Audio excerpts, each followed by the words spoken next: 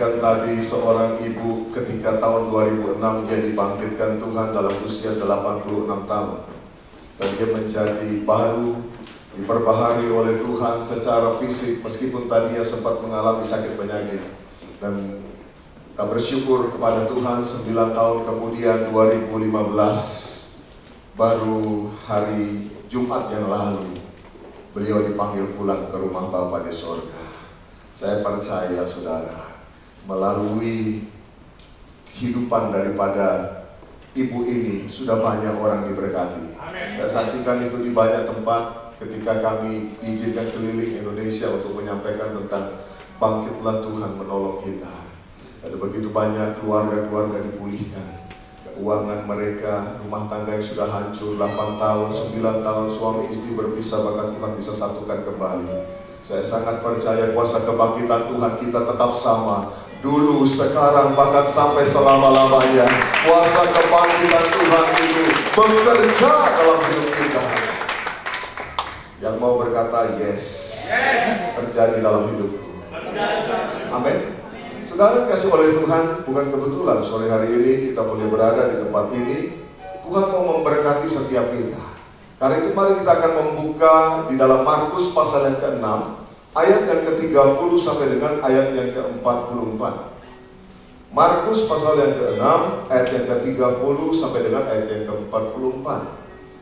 Apa yang akan kita baca sebentar ini saudara? Kisah ini dituliskan di dalam 4 Injil sekaligus, Matius, Markus, Lukas, dan Yohanes.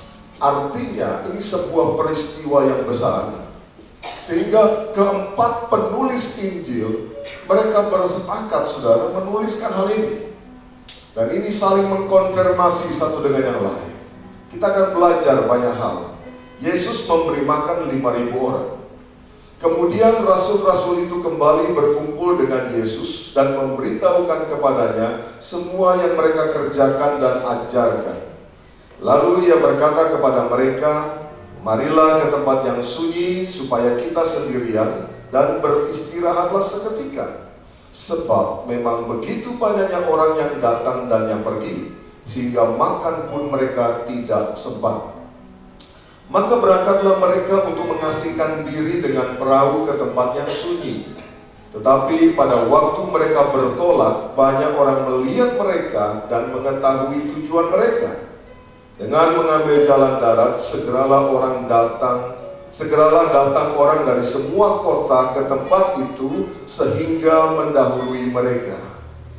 Ketika Yesus mendarat, ia melihat sejumlah besar orang banyak. Maka tergeraklah hatinya oleh belas kasihan kepada mereka, karena mereka seperti domba yang tidak mempunyai gembala. Lalu mulailah ia mengajarkan banyak hal kepada mereka. Pada waktu hari sudah mulai malam, datanglah murid-muridnya kepadanya dan berkata, tempat ini sunyi dan hari sudah mulai malam.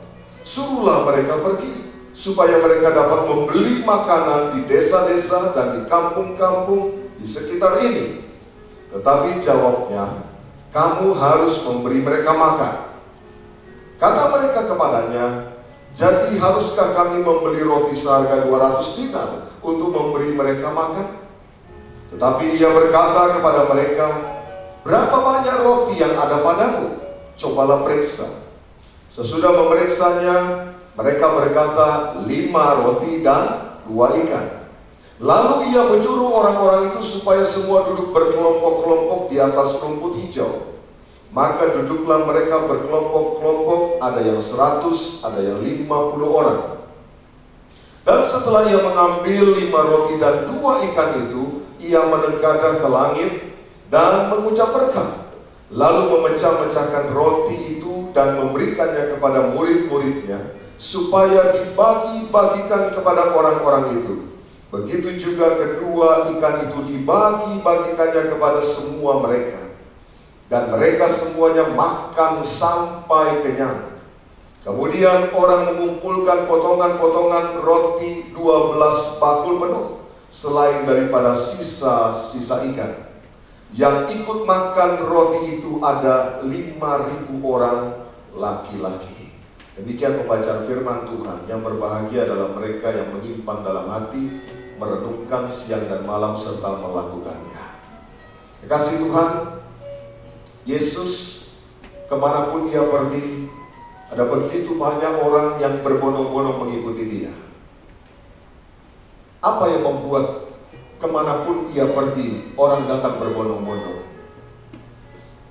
Orang banyak itu sesungguhnya mereka mengalami yang namanya keadaan yang haus dan lapar akan firman Tuhan.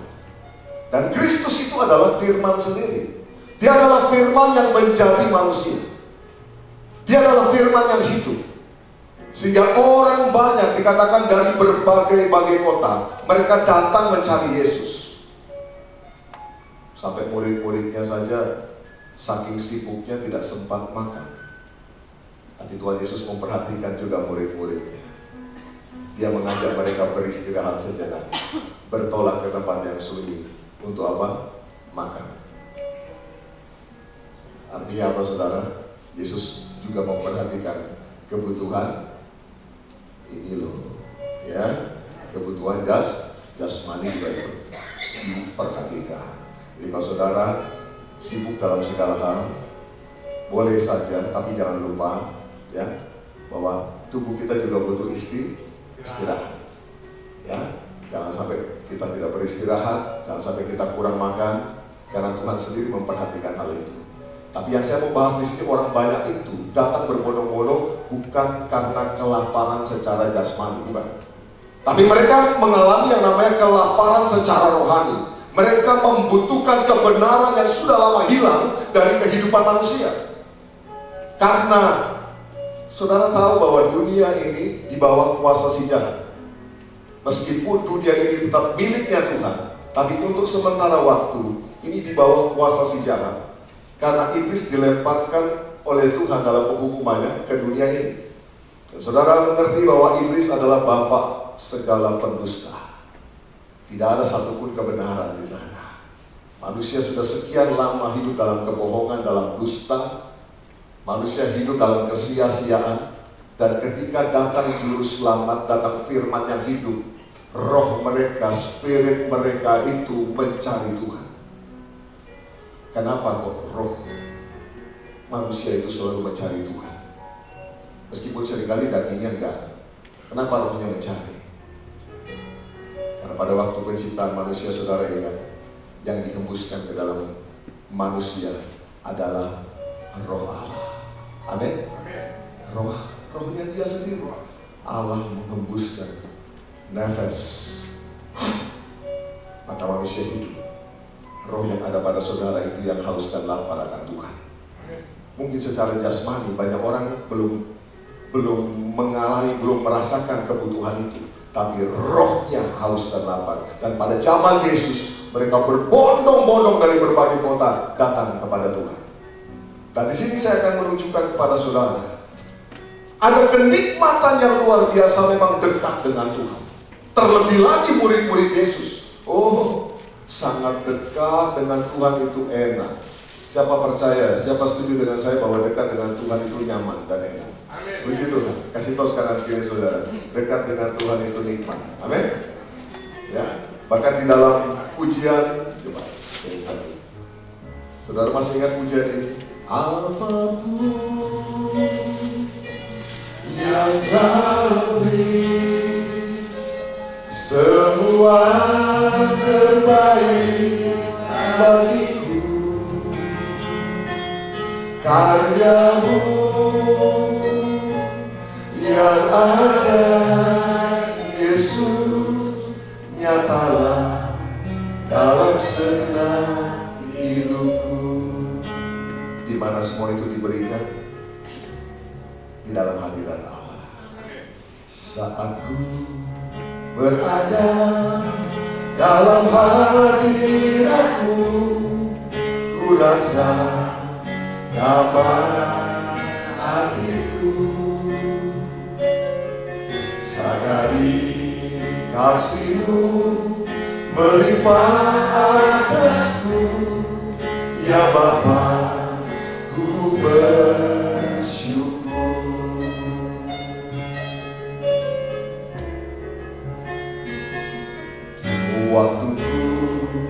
bersujud, naikkan doaku, ya Bapa, ku percaya. Segala bebanku ku serahkan ya Tuhan, pertolonganku datang darimu. Apapun yang kau beri, semua terbaik bagiku. Karyamu yang ajar Yesus, nyatalah dalam segenap hidupku. Waktu kita ada dalam hadirat Tuhan, semua yang terbaik Tuhan sediakan bagi kita. Kita dilepaskan, kita disembuhkan, luar biasa. Murid-murid juga mengalami hal yang sama, sekalipun mereka lelah karena melayani, tapi mereka dekat dengan Tuhan, mereka boleh mengalami kekuatan, mereka boleh mengalami yang namanya kenyamanan di dalam hidup mereka. Nah, justru pada sore hari ini, saya mau tunjukkan kepada saudara melalui pembacaan kita, sebetulnya ada rahasia di sana yang Tuhan mau ungkapkan bagi kita semua. Kita hanya tahu dalam kisah ini endingnya bahwa Yesus sukses memberi makan 5.000 orang laki-laki. Tapi kita tidak pernah tahu rahasia ini yang baru-baru ini Tuhan sampaikan, Tuhan bukakan bagi kita. Sementara saya merenungkan kebenaran firman Tuhan, ternyata ada satu proses yang namanya stagnasi. Ada satu keadaan stagnan yang sempat dialami oleh murid-murid, sekalipun mereka itu dekat dengan Tuhan.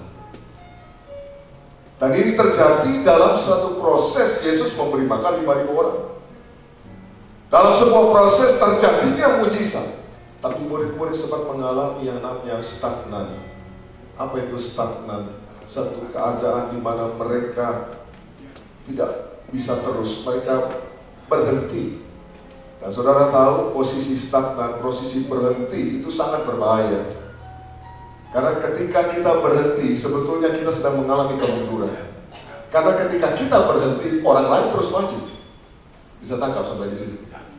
Jadi seringkali ketika kita merasa bahwa kita sudah mencapai sesuatu, lalu kita berhenti, kita merasa nyaman dan aman di situ, ternyata tidak. Kita sebenarnya sedang mengalami kemunduran karena yang lain terus bergerak maju. Dan ini sebetulnya rahasia ini ada di dalam pembacaan kita barusan. Kekasih Tuhan, tema khotbah saya sore hari ini adalah 3K yang menghambat kemajuan rohani kita. 3K. K yang pertama apa itu? Yaitu kenyamanan. Katakan kenyamanan. Saudara itu dikasih oleh Tuhan, tidak ada yang salah dengan rasa nyaman. Tetapi ketika orang mulai masuk di dalam zona kenyamanan, dan kemudian dia mulai tidak lagi mau berbuat apa-apa, dia mulai berhenti, maka sesungguhnya dia mulai mengalami yang namanya kemandulan. Saudara, semua orang ingin nyaman, betul ya? Semua orang ingin nyaman. Tapi sangat berbahaya ketika kita membiarkan hidup kita, diri kita ada di dalam zona kenyamanan itu begitu lama. Itu akan membuat kita menjadi mandul, menjadi berhenti, bahkan akhirnya kita bisa menjadi mati. Kasih Kristus, baru-baru ini saya membaca tentang artikel tentang nelayan, tentang fishing, saudara. Ya, ternyata saudara, di Jepang, para nelayan itu kalau menangkap ikan salmon, saudara tahu bahwa orang Jepang senang sekali makan salmon. Ya. Tetapi saudara, restoran-restoran terkemuka di Jepang, itu mereka tidak mau menerima salmon yang mati atau salmon yang sudah dibekukan. Ya, kalau kita di Indonesia seringkali beli salmon beku, memang saudara, yang sudah didinginkan. Kalau mereka di sana, restoran-restorannya ingin mendapatkan ikan salmon dalam keadaan yang hidup. Dan disitulah persoalannya. Karena ikan salmon itu ketika sudah dipindahkan dari laut dalam, dimasukkan ke kolam penampungan yang ada di kapal penangkapan ikan, biasanya jarang bertahan, saudara. Ya, tidak lama kemudian mereka biasanya akan pingsan dan mati. Ya, karena mereka tidak terbiasa dengan lingkungan yang seperti itu. Ya. Bahkan ketika mereka dipindahkan, belum sempat dipindahkan lama saja sudah banyak yang mati. Dan harganya jelas jatuh dan tidak bisa dijual. Restoran-restoran di sana tidak mau, karena orang Jepang lebih senang makan ikan yang fresh. Lalu apa yang dipikirkan, apa yang dilakukan oleh para nelayan ini? Saudara, akhirnya ditemukan satu metode. Di dalam setiap kolam penampungan di mana dimasukkan ikan salmon yang hidup tadi, mereka juga memasukkan beberapa ekor ikan hiu kecil. Siapa pernah lihat ikan hiu? Siapa suka makan ikan hiu? Siapa yang suka digigit ikan hiu?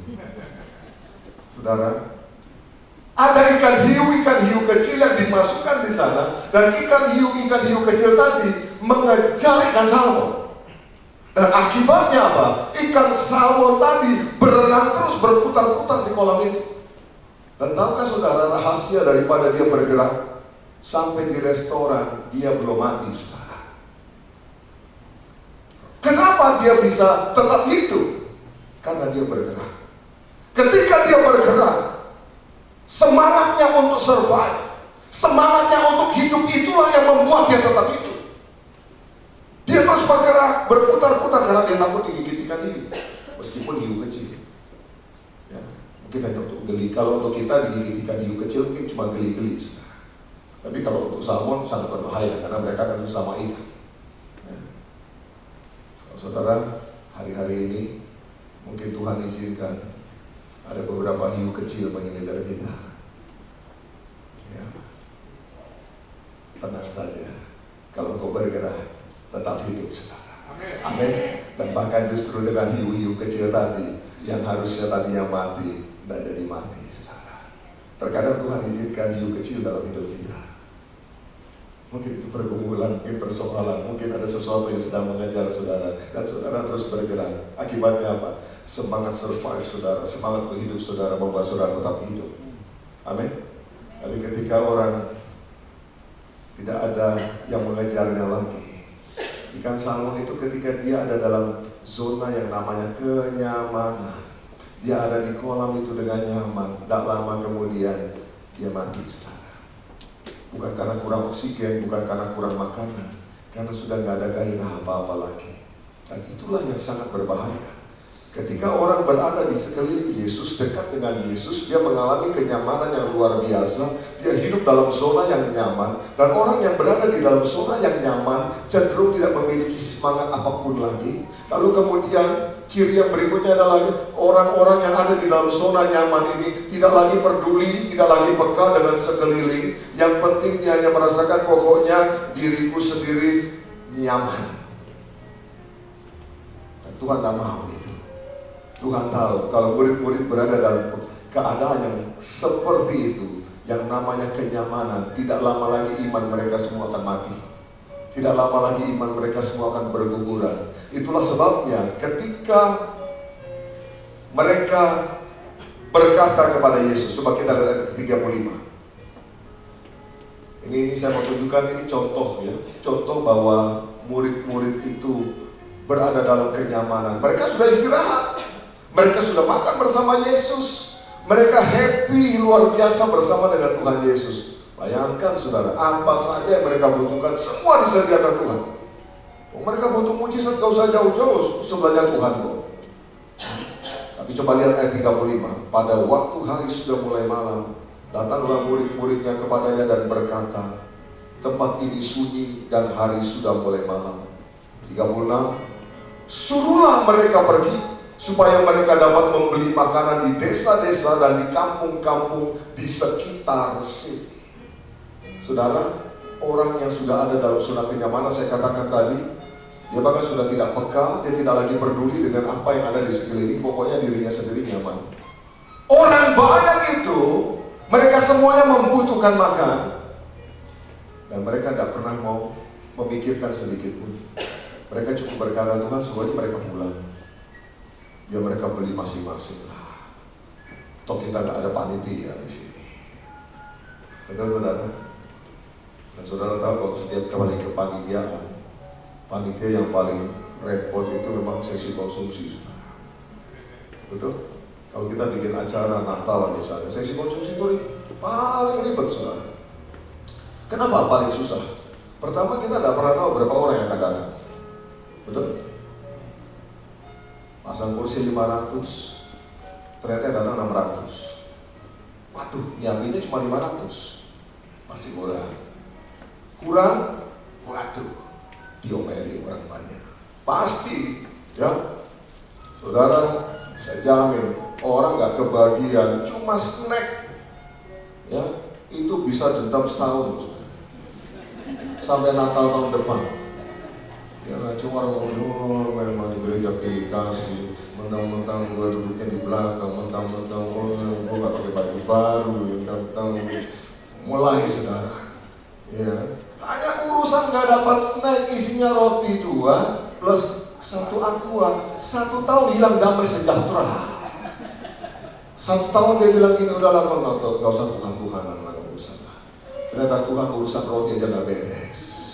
Ya kan saudara, Tuhan dihukum gara-gara urusan roti. Ya. Itu kalau kurang, panitianya dimarahin saudara, dan bikin orang banyak sakit hati. Sekarang kalau dia pesan 500, yang datang 400, lebih 100, diomelin juga. Gimana sih kamu pesan? Ini kan buang-buang duit, ini kan buang-buang budget. Itu panitia saudara, kalau nggak jaga hati bisa kepaikan 2 tahun. Dan dia tahun depan dia bilang ini, jangan pilih gua lagi, jangan pilih gua lagi. Aku tak sanggup lagi, terus menerima semua ini. Aku nggak sanggup lagi. Tuh, langsung gitu saudara. Ya, gara-gara dia pesan lebih 100. Lalu orang banyak mulai bilang, gimana sih pesan pasti gak berdoa, Ngana pasti tidak berdoa. Kalau Ngana berdoa, Ngana tahu yang hadir pasti 400. Hahaha, ini gak ada urusan main dengan doa. Betul? Dia sudah melakukan sesuai budget yang diberikan kepada dia. Memang susah saudara, apalagi ini gak ada kepanitiaan. Murid-murid bilang begini, guru suruh aja mereka pulang semua, suruh mereka jajan tuh di sana. Saya nanya sendiri, padahal mereka nggak pernah survei di situ apakah ada tempat jajan, mereka nggak tahu juga saudara. Yang jelas poinnya satu, mereka nggak mau repot. Orang kalau ada dalam zona nyaman, nggak mau lagi peduli orang lain, bahkan mungkin itu termasuk teman dekatnya, mungkin keluarganya. Udah nggak peduli, pokoknya gua enak. Pokoknya gua asik, pokoknya gua nyaman. Pernah gak ketemu orang seperti itu? Pernah gak jadi orang seperti itu? Saudara dikasih oleh Tuhan, tapi coba lihat apa jawaban Yesus kepada mereka. Baca saudara, baca di dalam ayat yang ke-37, baca sama-sama. Jawabnya, kamu harus memberi mereka makan. Siapa yang harus memberi mereka makan? Murid-murid. Kamu harus memberi mereka makan. Kekasih Tuhan, ternyata di tengah-tengah mereka punya kenyamanan, dekat Yesus, nyaman, enak. Tiba-tiba Tuhan kasih mereka satu persoalan. Tuhan lepaskan kepada mereka seekor hiu kecil.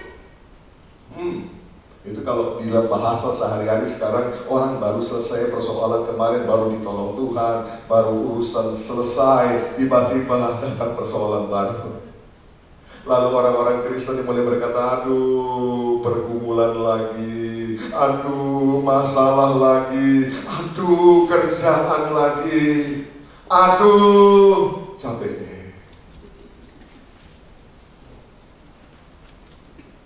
Kemarin baru saja selesai urusan satu, baru tarik napas nih, datang lagi persoalan baru. Pernah gak ngalami begitu? Siapa yang pernah ngalami? Ya jujur ya Bapak. Kalau kau pernah ngalami, berarti kau disayang Tuhan. Amin. Kalau kau pernah ngalami, berarti Tuhan sayang sama saudara. Itu murid-murid kan disayang Tuhan semua. Mereka baru saja kelelahan, sempat makan terlambat, baru dikasih makan, baru diajak istirahat. Lalu Tuhan udah kasih tugas lagi. Sekarang kamu kasih makan. Artinya apa? Tidak ada zona kenyamanan di mana kita boleh tinggal anak-anak Tuhan. Sebab ketika kita ada di sana, kita seperti ikan salmon yang ditaruh di dalam kolam penampungan, dalamnya kemudian tidak lama kemudian mati. Emang kita butuh hiu kecil. Kasih tahu orang kanan kiri saudara, kita butuh hiu kecil. Amin. Jangan bilang kita butuh hiu, tulis kecil. Amin. Kalau hiu besar, lain cerita saudara. Saya juga nggak mau dikejar hiu besar.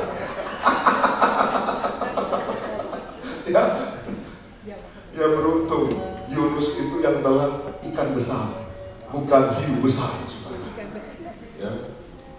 Saudara tahu ikan yang menelan Yunus, Nabi Yunus, ikan apa ya? Cari di Alkitab saudara, apa disebut di situ ikan paus? Enggak, ikan besar.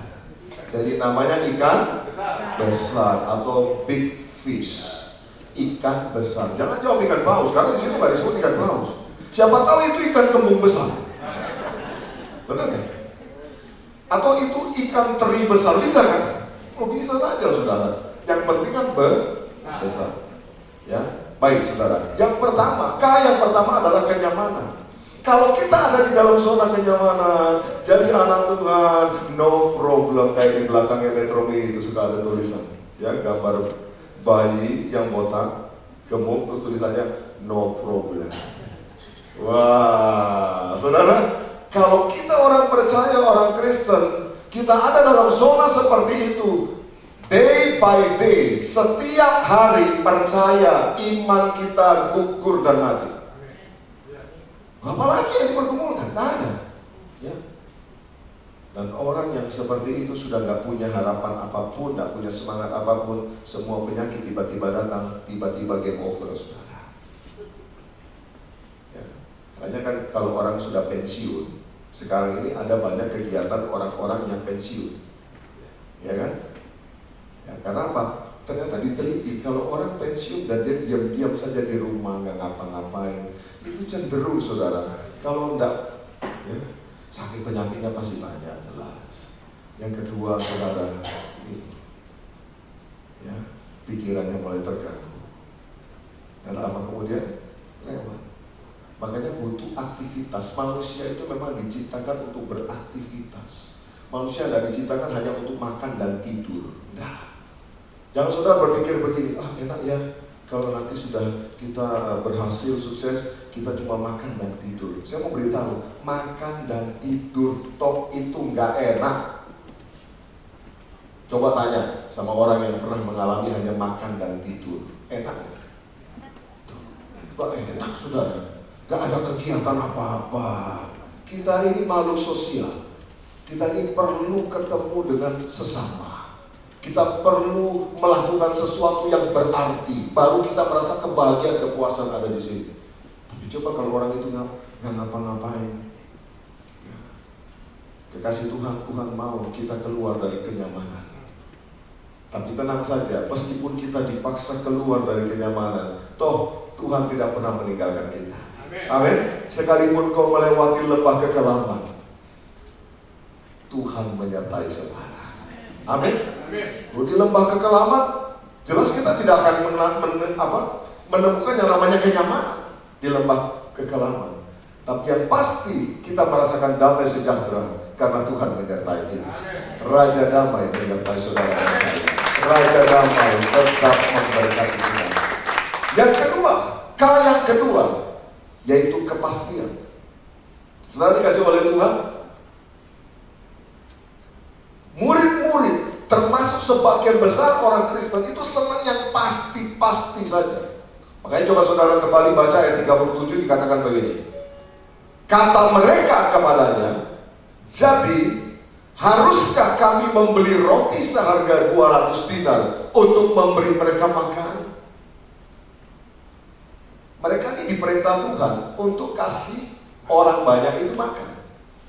Tapi mereka balik dengan satu pertanyaan kepada Tuhan. Jadi, haruskah kami membeli roti seharga 200 dinar untuk memberi mereka makan. Mereka ini senang. Kalau Yesus bilang gini, yes, berarti 200 dinar. Keluarkan dari kas. Kita beli roti. Mereka masuk di dalam satu pola hidup, pola berpikir yang semuanya mau serba pasti. Dan ini sangat berbahaya. Saudara tahu bahwa musuh daripada iman itu adalah kepastian. Yes. Musuh daripada iman saudara itu adalah kepastian, bukan keraguan-raguan. Lawan daripada iman itu adalah kepastian. Amin. Coba saudara lihat pahlawan-pahlawan iman. Ibrani pasal yang ke-11. Dimulai dari Abraham saja. Itu bapak orang beriman. Pada waktu dia diperintahkan oleh Tuhan, keluarlah dari negerimu ke negeri yang akan kutunjukkan kepadamu. Saudara dikasih oleh Tuhan, Tuhan tidak beritahu berapa hari dia harus jalan. Tuhan tidak beri kepastian nyampenya itu di kilometer berapa. Tuhan tidak kasih kepastian seperti apa bentuk tanahnya. Tuhan tidak kasih jaminan apapun. Tuhan tidak berikan kepastian apapun. Tapi satu hal, di balik semua yang tidak pasti itu, Abraham melangkah dengan iman dan dia mendapatkan kepastian di dalam Tuhan. Amin. Ketika segala sesuatu itu tidak pasti, disitulah iman bekerja. Seorang yang pergi bekerja setiap hari ke kantor lalu tiap bulan terima gaji. Saya mau beritahu, beriman gak beriman jangan terima gaji. Asal dia datang ke kantor. Satu ketika dia dipanggil sama pimpinannya, mulai bulan depan kamu gak gajian lagi. Saya berikan saham. Kamu ikut mengelola perusahaan ini. Kalau untung kita makan besar sama-sama. Kalau rugi kamu ikut nanggung ruginya. Langsung susah bernapas, saudara. Kenapa? Dia biasa dengan yang pasti. Dan kalau pasti itu begini, mau perusahaannya untung, perusahaannya rugi, kan dia tetap dibayar segitu. Saudara kasih oleh Tuhan, pahlawan iman yang kita baca dalam firman Tuhan tidak pernah bertemu dengan yang namanya kepastian. Seandainya Abraham diberitahu bahwa kamu akan menjadi bapak segala bangsa, keturunanmu akan sangat banyak, dan itu dimulai dari seorang anakmu yang bernama Ishak, yang akan engkau lahirkan, yang akan kau dapatkan pada usia 100. Maka saya percaya dia tidak pernah akan mengambil Hagar dan lahir Ismail. Gak mungkin. Karena apa? Tunggu aja, ini kan baru umur 80. Tuhan bilang 100 kok. Sabar aja. Tapi masalahnya Tuhan tidak pernah kasih tahu bahwa Ishak akan lahir pada waktu Abraham umur 100. Betul kan? Tuhan kan cuma bilang, aku akan menjadikan keturunanmu sangat banyak. Kapan Tuhan? Tuhan nggak bilang. Caranya bagaimana? Tuhan juga nggak kasih tahu. Tuhan nggak bilang begini kan? Nanti kamu punya anak 12. Tuhan juga nggak bilang kamu nanti punya anak 1, lalu mereka beranak pinak. Enggak. Tuhan cuma bilang kamu akan menjadi bangsa yang besar. Lalu apa yang dilakukan oleh Abraham pahlawan iman itu? Dia tetap berjalan dengan imannya.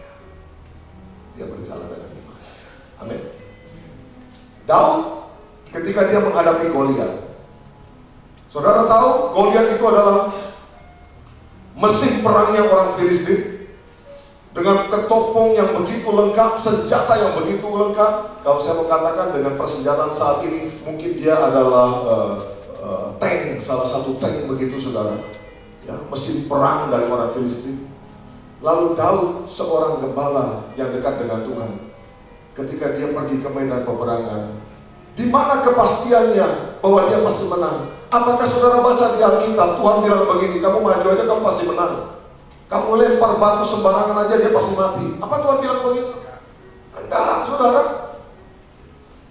Tuhan tidak janji begitu. Kalau Tuhan ngomong begitu, Daud, kamu turun saja. Ya, kamu putar-putar itu katapelmu. Berapa kali dia putar, saudara?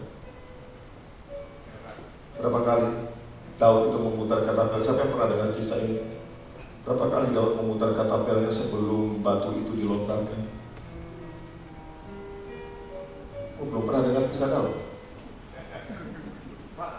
Lupa ya. Kira-kira berapa kali? Siapa yang bilang 3 kali? Orang Kristen biasa senang 3 angka 3. Ya, Allah Bapa, Anak, Roh Kudus. Wah, 3 kali. Ya. Siapa yang bilang 3 kali? Atau mungkin ada yang mau angka sempurna, 7. Siapa yang 7? Ya, 7 ya. Ada yang 3, ada yang 7. Angka lain 13 mungkin. Ya. Saudara dikasih oleh Tuhan. Saya sudah baca berulang kali di Alkitab. Tuhan nggak tuliskan diputarnya berapa kali, saudara. Jadi kalau saudara bilang 3, saudara bilang 7, ya, Alkitab nggak pernah bilang begitu. Tapi satu hal yang pasti, ketika itu diputarkan dan dilontarkan batu itu tepat mengenai dahi daripada Goliat. Satu hal, saudara, kita tidak perlu tahu bagaimana caranya Tuhan bekerja. Kita tidak perlu tahu berapa kali harus diputar. Tapi satu hal yang pasti, Dia memberi kemenangan bagi setiap kita. Dia memberikan pertolongan bagi setiap kita. Amin. Tapi apakah Daud diberitahu sebelumnya bahwa ketika engkau turun ke medan peperangan menghadapi Goliat, engkau pasti menang? Nanti saudara baca di dalam Alkitab saudara. Tuhan nggak ngomong begitu. Lalu apa yang dilakukan Daud? Dia cuma berjalan dengan iman. Sekalipun tidak ada kepastian, tapi dia tetap melangkah dengan iman. Itu yang Tuhan mau. Tuhan cari orang beriman yang begitu. Tuhan gak cari orang beriman yang menuntut kepastian dan kepastian dan kepastian. Itu bukan iman namanya. Saudara pergi ibadah di STC Senayan jam 5 sore. Saudara gak butuh beriman, karena jam 5 memang pasti ada kebaktian. Betul? Itu sudah pasti. Kecuali kalau pengumumannya begini, datanglah ke STC Senayan hari Minggu ada kebaktian. Nah, silakan beriman. Ya, apakah mungkin jam 10 atau mungkin jam 11 diadakannya, atau mungkin jam 1, sesuka-suka pendetanya. Nah, itu baru butuh iman namanya. Tapi kalau yang dikasih tahu jam 10, jam 5, gak usah pakai iman. Datang aja, pasti ada, saudara. Tuhan gak cari orang beriman yang begitu. Sekalipun tidak ada kepastian, tapi engkau berjalan dengan iman yang tidak pasti menjadi pasti. Engkau mengalami kemenangan yang daripada Tuhan. Murid-murid itu bertanya, Tuhan, apakah kami harus membeli roti 200 dinar? Tadi saya dikasih roti sama lain-lain. Enak betul itu. Apakah harus diberikan roti seperti itu? Tuhan, apa harus diberikan roti yang jenisnya begini, di bakery-nya begini? Murid-murid itu semua pengennya Tuhan tuh ngomong langsung. Ya 200 dinar, belanjanya di bakery ini, nanti dibungkusin 2-2, kasih aqua 1, sehingga mereka semua bisa makan dan minum sampai kenyang. Oh, senang dia. Oh, terima kasih Tuhan. Yes, bos. Itu gak panggil guru lagi, bos. Langsung begitu, saudara. Ya. Sebetulnya yang Tuhan lagi bangkitkan daripada murid-muridnya adalah, sekalipun itu masalah gede banget, orang itu banyak banget, tapi kamu itu kan bersama-sama dengan aku. Harusnya kamu itu tidak perlu takut, harusnya kamu itu tidak perlu khawatir. Aku menyertai kamu gitu loh. Tapi ini murid-murid sudah terbiasa dengan kepastian. Langsung mikir, berapa duit ya? 200 dinar. Sudah dikasih oleh Kristus, mari belajar. Tidak ada pahlawan iman yang punya kepastian, tapi dia merubah yang tidak pasti menjadi pasti. Oleh karena berjalan bersama dengan Tuhan. Amin. Yang ketiga itu adalah kalkulasi atau perhitungan. Kebanyakan manusia terjebak di dalam yang namanya kalkulasi atau perhitungan. Coba kita lihat ayatnya, saudara. Ayat yang ke-38.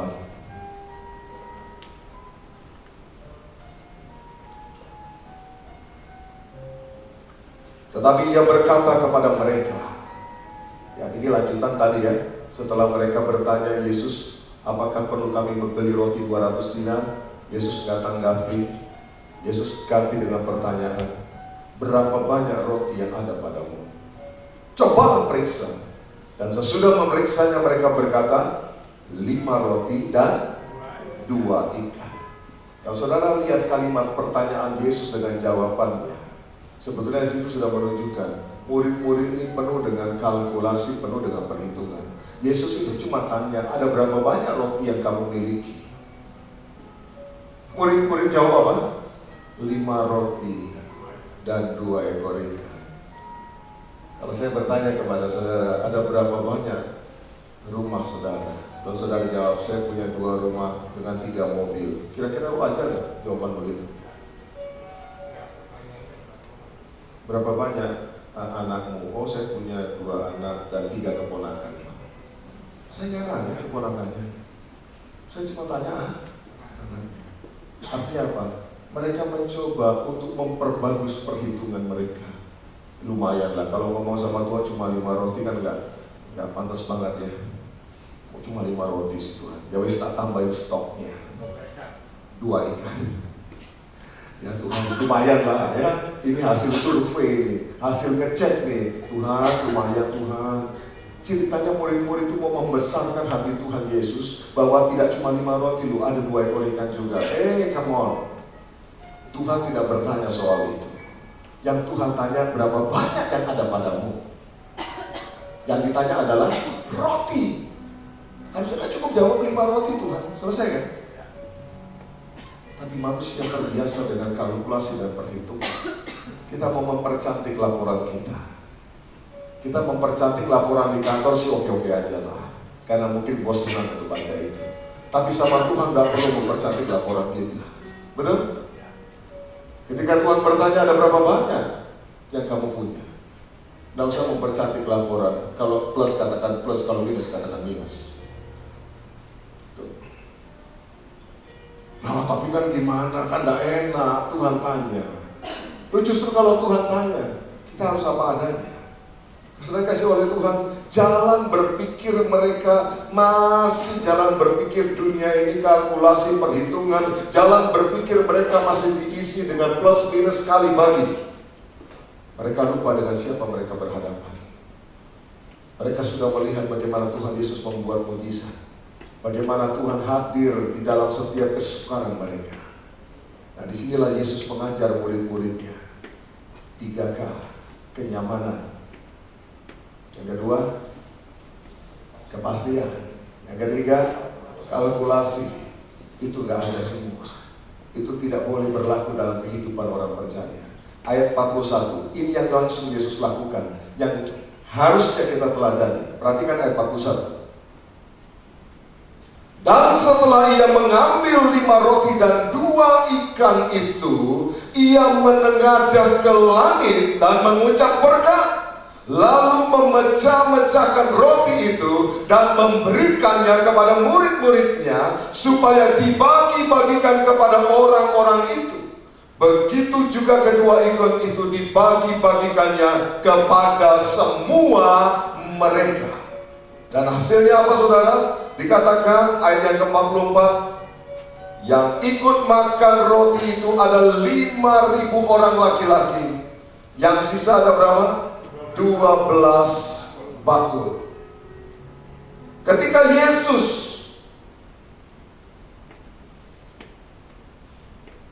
menerima laporan itu, 5 roti, 2 ekor ikan, dia gak banyak lagi melakukan hal lain. Dia menerima, langsung dia menengadah ke langit dan berdoa, mengucap syukur.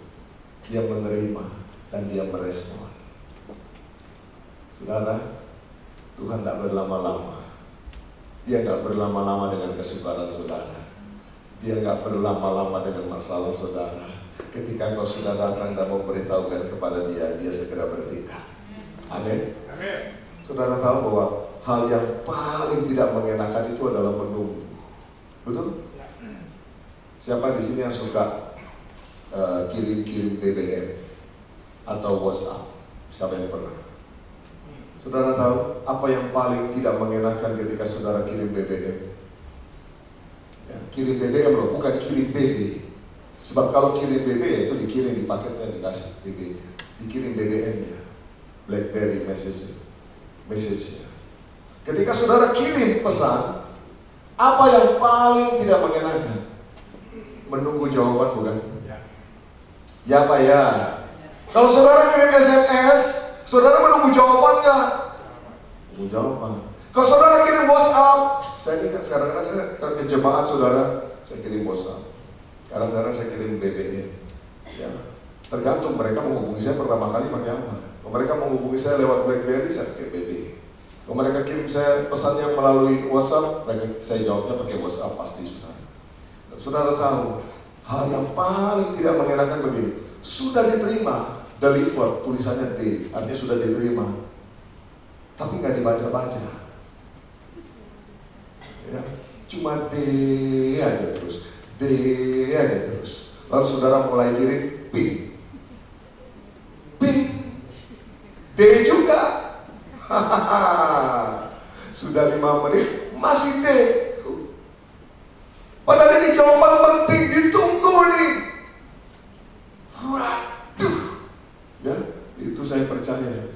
Kalau tadinya masalahnya itu sedih, itu sudah keburu pingsan. Kalau tadinya itu masalahnya sudah bikin kita marah, saya rasa ini sudah tambah naik darah. Betul nggak saudara? Dan akhirnya red dibaca. Aduh, puji Tuhan, dibaca.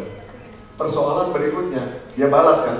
Ada tulisan begini, writing message.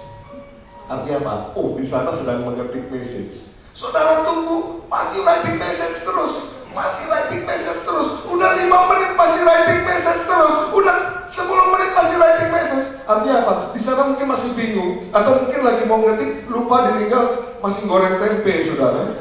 Ya, saudara nungguin di sini, writing message, nggak dikirim-kirim. Atau kalau di WhatsApp tulisannya adalah typing, betul ya?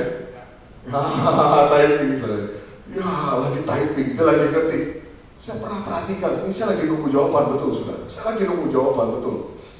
Typing, saudara. Dia udah typing, berhenti. Kenapa dia berhenti ya? Typing lagi. Wah, udah semangat, berhenti lagi. 5 menit begitu terus, saudara. Waduh, mulai ini, ya kan? Asap mulai keluar. Ya? Asap kemuliaan Tuhan. Ya kan? Memang paling gak enak ya saudara ya. Ketika sudah di-receive tapi gak direspons. Tapi kita mengucap syukur, kita punya Tuhan. Ketika dia receive, dia langsung merespon apa yang menjadi doa dan pergumulan saudara. Dia tidak pernah membiarkan saudara menunggu terlalu lama. Dia langsung merespons. Amin. Dan dia Allah yang tidak terbatas. Bapak saya minta dulu. Tak terbatas kuasa-Mu Tuhan,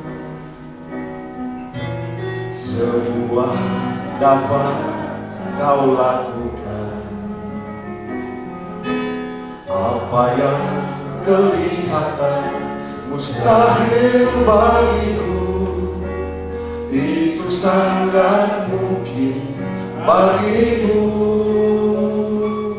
Di saat ku tak berdaya, kuasa-Mu yang sempurna. Ketika ku percaya, mujizat itu nyata. Bukan karena kekuatan, namun Roh-Mu ya Tuhan.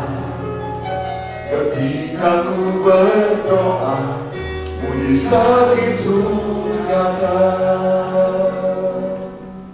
Waktu Tuhan merisi, dia menerima, dia langsung merespon. Saudara, ada hal yang menarik dari kisah ini. Tuhan pakai orang-orang yang tidak diperhitungkan untuk membuat mujizat.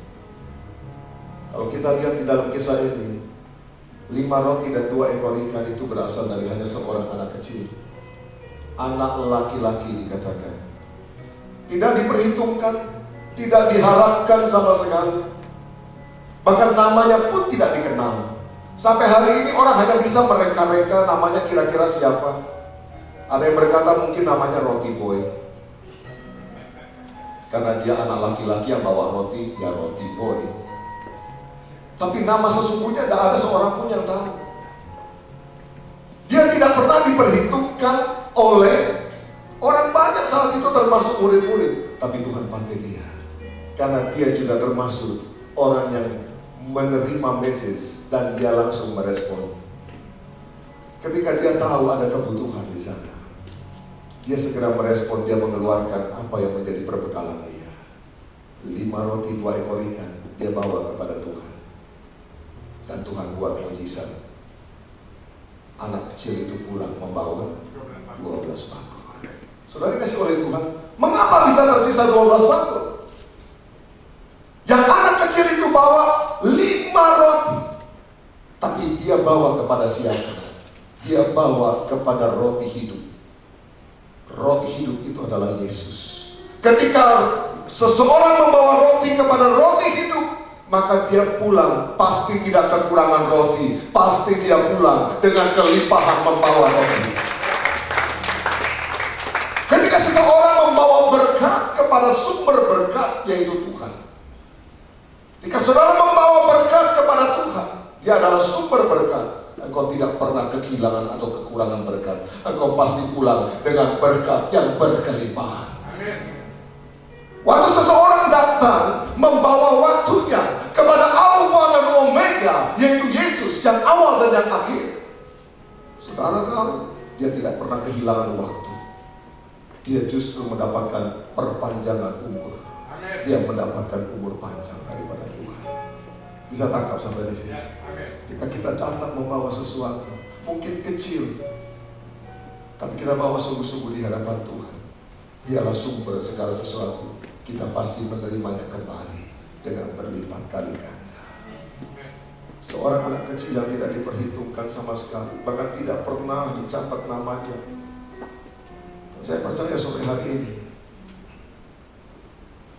ketika saudara mendengarkan firman Tuhan ini, saya percaya Tuhan juga pakai setiap saudara sebagai anak kecil yang membawa hidup bagi Tuhan. Ketika saudara membawa hidup kepada sumber kehidupan, engkau tidak pernah kekurangan apapun. Persembahan yang terbaik adalah mempersembahkan hidup kita kepada Tuhan. Amin. Persembahan yang sejati adalah membawa hidup kita sebagai persembahan hidup yang kudus dan berkenan kepada Allah. Ketika kita datang, kita bawa kepada Tuhan, kau tidak pernah kehilangan sesuatu.